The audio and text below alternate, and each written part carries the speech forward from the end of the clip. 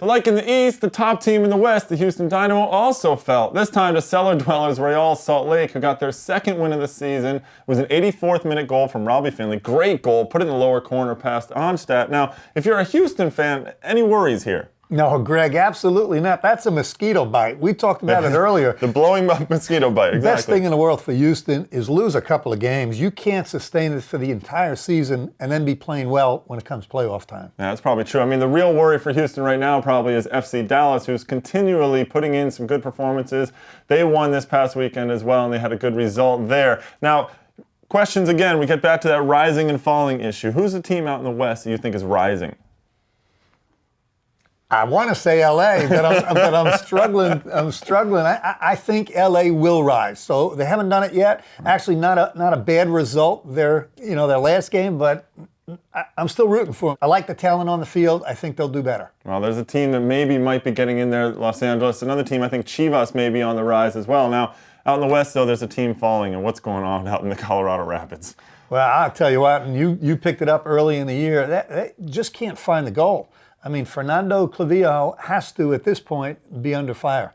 That's a woeful underperforming team, and I can't put my finger on exactly why. Well, the hot seat is burning in Colorado, and no amount of Rapids are going to cool it off.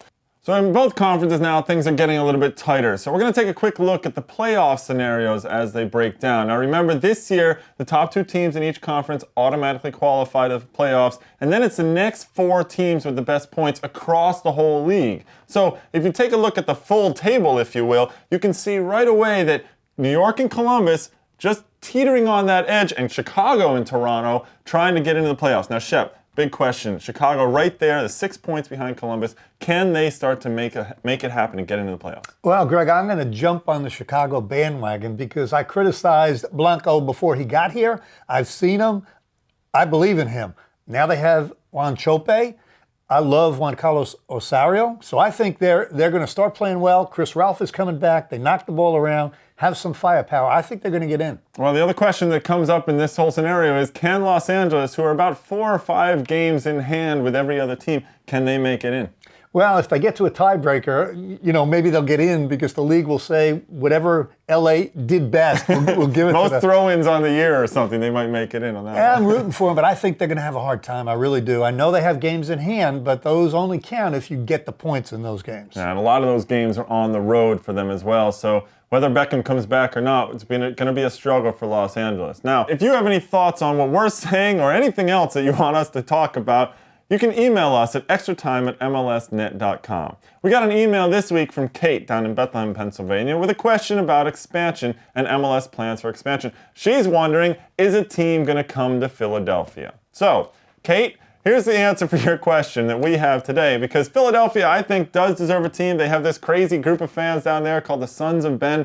The only team that I know of that doesn't exist that has a fan club, Shep, is Philly going to get a team? Well, 500 people in that Son of Ben's fan club, so give them a team. I think Philly's a great market. I think Philadelphia should have a team, and I think they're going to get a team. Well, what are the teams, or what are the cities or markets you think deserve to get a team right now? Or who's MLS looking at? I know they want to expand by 2 or 3 teams coming in the next 2 or 3 years. Well, I think there are a couple of East Coast candidates, but also out West.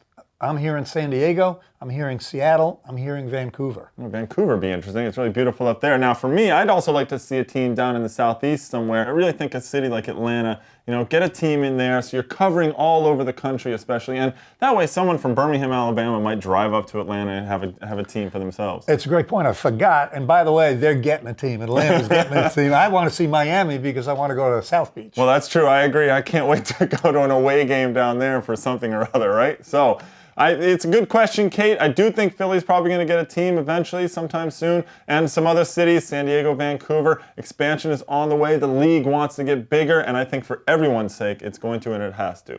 Now, unfortunately, that's all the time we have this week on Extra Time. Join us again next week. I'll be here and Shep will be here, and we will kick it around.